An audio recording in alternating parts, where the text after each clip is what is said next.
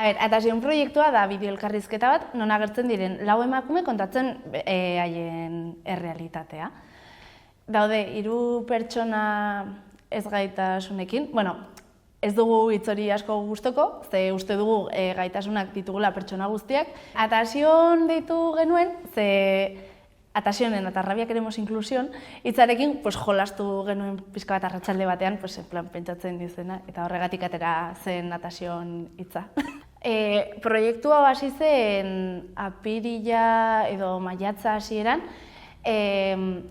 Gaztelekutik atera zen ideia. Nahi dugu egitea proiektu bat, ezgaitasun pertsonentzat, edo haiei bideratua. Orduan, Laura, Maite eta Irurok hasi ginen pentsatzen zer egin genezaken, eta ideia asko atera ziren, ez? Kanpaldi bat edo, dena delakoa. Eta agertu zen bideo bat egitea, ze, pentsatzen dugu dela epe luzerako. Gure ideia da, adibidez, gero publikoa jartzea eta ikastolek erabili ahal izatea bideo hori, kontzientzia hartzeko eta gauza horiek. Engantzatu zidaten, proiektua hasi zirenean, zeren Laura nirekin joan da ikastolara urte asko, eta orduan esan zidan proiektua zertan datzan, eta niri oso interesgarria iruditu zitzaidan, eta Rabian bisibilitate hori ematea, zertan datzan desgaitasun bat izatea, eta nola den gure realitatea beste pertsona batekin konparatuta. Eta orduan azeptatu nuen, eta hor egon ginen lanean. Beraiek ere ezagutu zidaten gehiagoz, ezagutzen ginen eta Rabian ezagutu zidaten gehiago. Eta interesgarri iruditzen zitzaidan. Izan da prozesu nahiko luzea.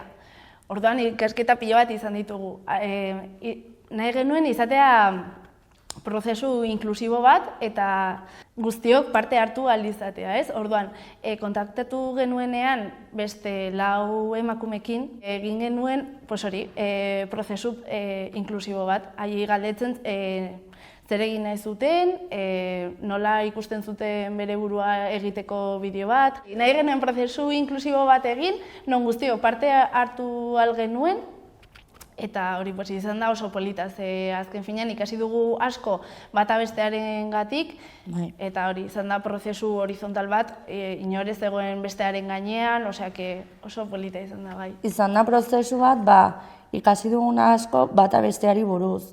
Gaude 3 neska desgaitasunak ditugunak, eta ni ikasi dut asko desgaitasun ezberdin bat duen pertsonari buruz.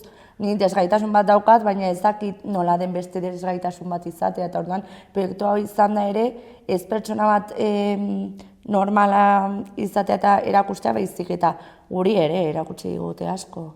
Ni gelditu naiz, ez zarela bakarrik zu problemat dituenak. Badaude pertsona beste batzuk, ere badituztela beste arazo batzuk, eta ni badakit arazo bat daukala, adibidez espaloi bat igotzeko, baina ni ez nekien ikusten ez duen pertsona batek beste problema pila bat dituela, eta ni horretaz ez nintzen konturatzen, eta orduan ikasi dut ere pila bat.